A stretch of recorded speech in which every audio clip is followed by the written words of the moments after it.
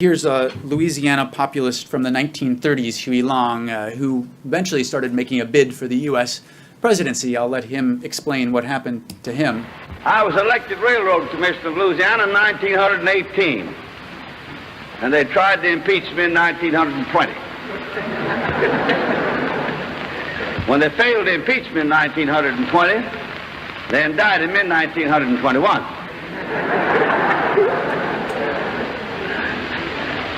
And when I wiggled through that, I managed to become governor in 1928.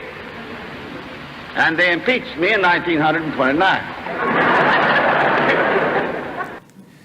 So it's, it probably is easier to find a populist who,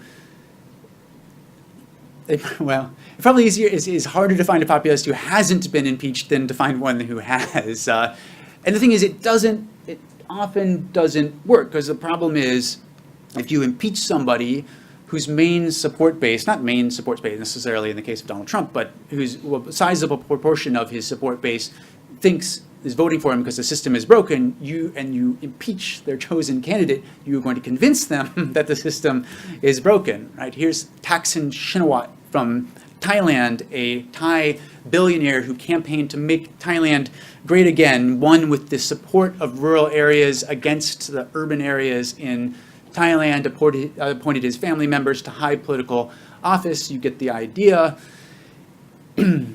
He was impeached, exiled, he came back, there was another election, he won it, he was indicted, convicted, exiled, there was another election, his sister won it, he came back.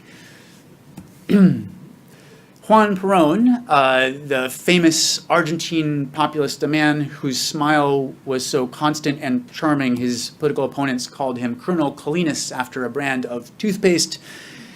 There was a military coup, actually first they sent the Air Force to bomb his political rallies, then there was a military coup, that didn't work. There were several military coups. Eventually one worked, he was sent into exile. He still dominated Argentine politics for about 30 years. The book is full of countries that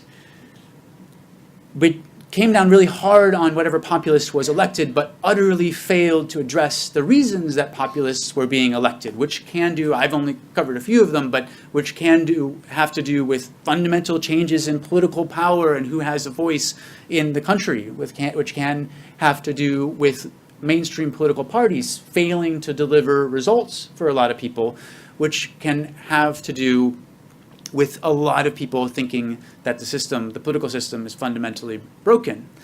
And I think whatever happens in November, especially if there's a Democrat sweep in the upcoming elections, then dealing with populists will be one thing, but almost more important and fundamental and more challenging thing will be dealing with the reasons that people vote for populists. Thank you.